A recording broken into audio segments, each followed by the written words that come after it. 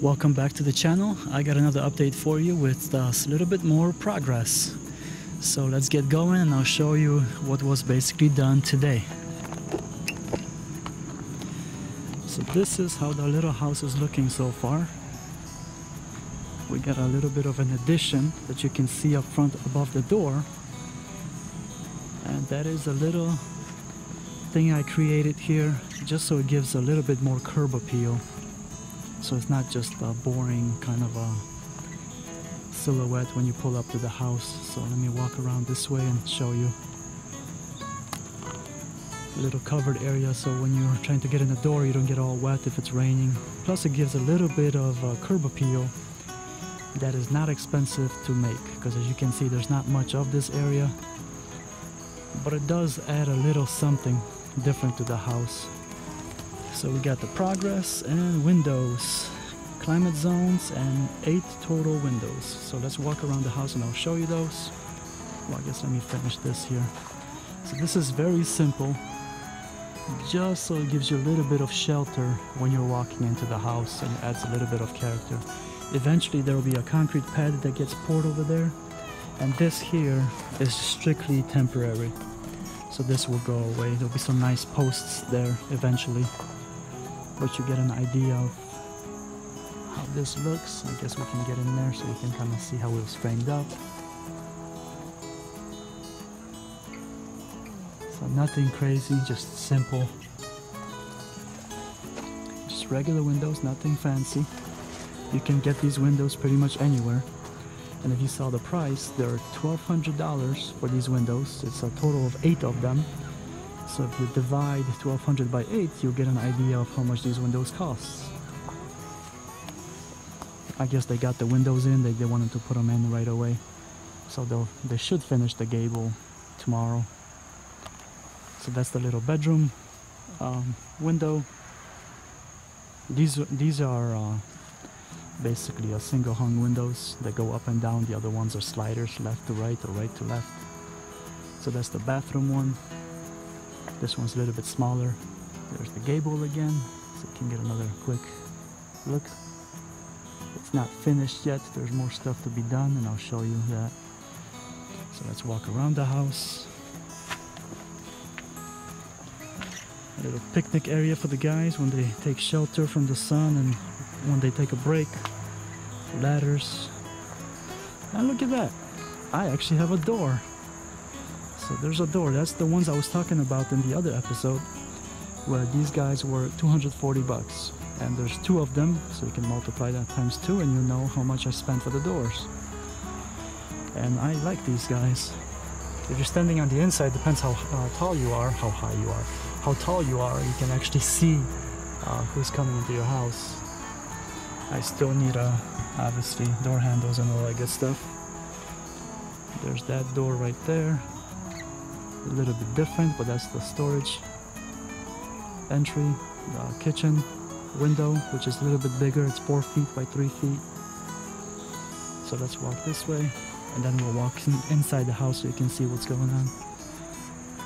As you can see, the gable needs to be done on that one too, but that'll be done tomorrow, so that's not a problem. That's the other bathroom. Let's see what's going on in here. Oh, what's this white stuff? Oh, wait a minute. Let's go in there so I can show you that. These are shingles. So we are ready for the roofer to come in. And if everything goes well, they should be here tomorrow. So let's walk inside. There's different type of zones in our country. So if you Google climate zones in USA and click on Google Images, you'll see the climate zones that we have, and you have to have windows with proper ratings. And the ratings are, oh, that is hard to see. Oh my goodness, that is hard to see. Well, you're gonna have to trust me. That paper right there, I can see better that way. So there's your ratings. So that's the bathroom. The toilet is going to be right there. Sink is right there. This is the bathtub that did not get delivered because it was damaged in delivery. So the guys were getting ready in the morning, not my guys, but the delivery people, and they damaged my tub, so they have to get me a replacement. Obviously that doesn't cost me anything because it wasn't my fault. They have to do it. So let's walk over to that tub. Oh, quickly, the screens. The first thing you should do is remove the screens when you're building a house. They're not, they don't cost a lot, but if you don't have to damage them, why would you? So get them off your construction site, because that's one of the first things that always gets messed up. People walk around with tools, 2x4s, they bump it, and your screen gets damaged. So just take the screens out, save yourself a couple of bucks. I mean, 8 windows at $10 a screen approximately, that's $80. So if you don't have to damage, why would you? Alright, so let's walk over to the tub and I'll show you how that looks. And this is the bathtub. The other one is going to be very similar, only it's going to have a lower step-in height. Let me crouch down a little bit. See, this one is kind of high because it's pretty much a regular bathtub. The other one is going to be easily accessible because it should be about 6 or 8 inches, I can't remember what it was, off the ground. So it'll be easier for people to get into if you have, you know, issues with your back, your knees, or you're elderly, whatever. So that's the bathtub I put in the master, or you can call it a walk-in shower. And what I like about these guys is it's all one piece. Oh, focus. No, it doesn't want to focus. Anyway, let me back up, I guess. It's all one piece, so it's easy to clean. Because they do make them that come in multiple pieces, but then on the bottom here where the wall of the tub meets the actual tub, you have to caulk it and worry about it if it peels or comes off and all that business. So I usually get one piece in here when I do a new construction. If somebody ever wants to replace it, they can do something different or put in a bathtub and maybe tile the wall. But this is what I do. I like them because they're easy to clean. You put them in and then basically that's that. And they have a little nailing flange that you just nail. Just make sure when you have something to nail to. So you have 3 2x4s here. So you got a good solid surface because this is 2 right here. So you have 1 to nail into.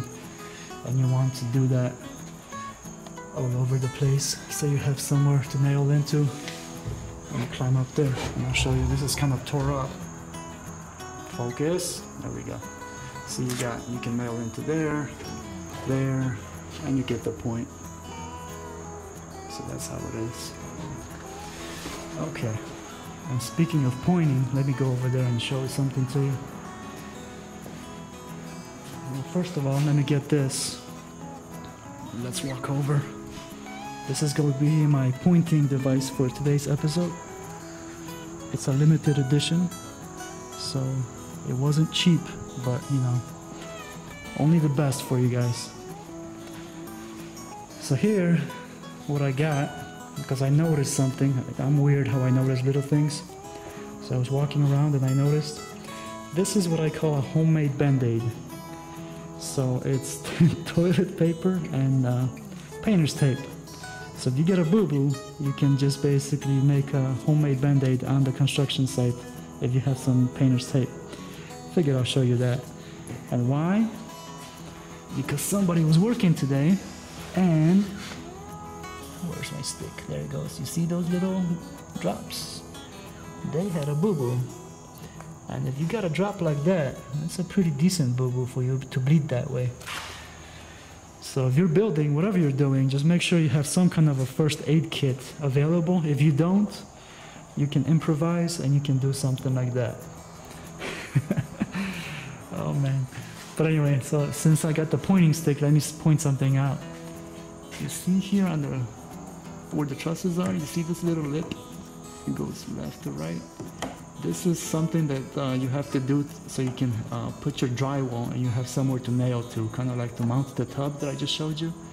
You want to do the same thing with drywall right there. So you would screw drywall into here, and then that truss, and so on and so on.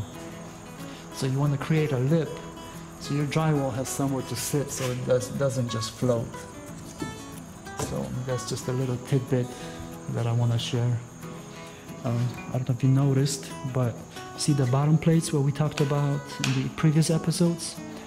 Those got cut off now, and as you can see, there's no more bracing inside the house. And you see here, that is a chalk line. That's what they snap to make sure your walls are nice and neat. and they go where they're supposed to go. So see, all that bottom plate is chopped off over there. And I came in here with a broom and I broomed a little bit just so it's a little bit nicer and it's not a total mess.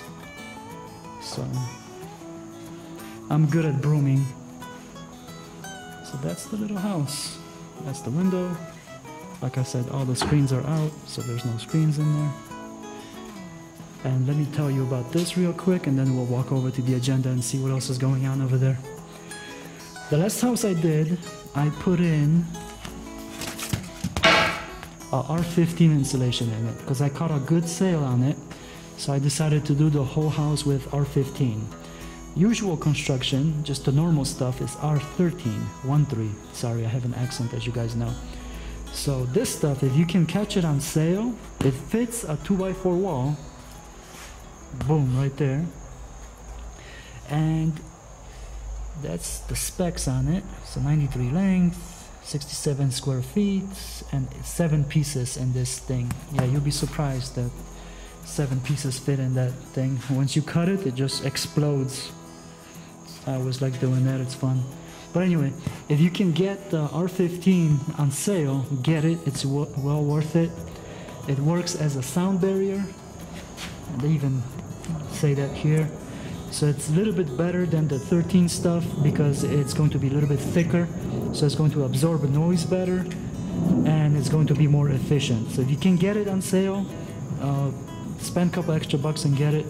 It is good insulation, and obviously this is formaldehyde free. I always had trouble with that word. That's not good stuff. If you Google what that is right here, that is not good. You don't want to have that. And what I'm going to do is, I'm not going to do the whole house in that because I didn't catch a sale this time. So what I'm going to do is I'm going to do the bathroom right here, this wall where the tub is, because that's the exterior wall right there. So I want to make sure this bathroom is nice and warm. So the bathroom is going to be R15, and then to be honest, I'll probably have the guys, because I have some left over. This wall here is going to be R15 as well. This here will be R15 since this points to the sun. So when it's warm outside, it'll be very efficient. And this wall here is also going to be R15. I should have enough. We'll see when I bring my insulation in here. Because like I said, I did have some left over from the previous job that I did. So, and then the rest of the house will be R13 in the walls, and I do put R38 in the ceilings. I do not do the 30 because you can get away with certain parts of the country with R30, but I don't do that. I do 38. That'll go here. Let me walk over. That's the 24 inches on center, what I talked about in the other episode. And this is a flat ceiling, so it's going to be nice and easy to put in here. If you're building, just put R38. It's well worth it in the ceiling. And in the walls, like I said, if you can afford it, put 15. If not, at least do 13, because they do have a step below R11, and I would not recommend that because you probably won't pass code. All right, so enough babbling. That's that. Here, let me give you a shot. Oh, that neighbor's talking. So that's the inside of the house. That's the vault trusses. This, I had the guys remove the trim off the window of the door, and I had them put this trim. It's outside trim. I just like how it looks. The other one, I don't like how it looks. Eventually this will be painted, so it's going to be nice. Right now it's looking kind of scruffy. The gutter guy came out today and gave me a quote, which I find very interesting because it says, he said the price would be $863 to do gutters, everything out the door, and they would be 6-inch. Man, I like this little limited edition thing. So 6-inch gutters, not the 5-inch, so a little bit better gutters, and it would be $863.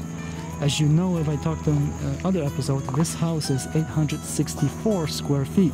Well, not including the bump out, because the bump out is a little bit more where the utility thing is. But the actual house is 864 square feet. So the gutters are pretty much $1 a square foot. That's the way it came out for this house. Obviously, that's not going to be the case for every house. It's just funny how this one came out to pretty much exactly what the square footage of the house is. So that was kind of funny. I got a kick out of that. So that's basically the episode. That's it. Thank you very much for watching. That's the broom I was brooming with. And my neighbors over there, I'm not going to put them on YouTube. I don't know if they want to be on YouTube. So thank you very much for watching, and I will see you guys next time. Take care.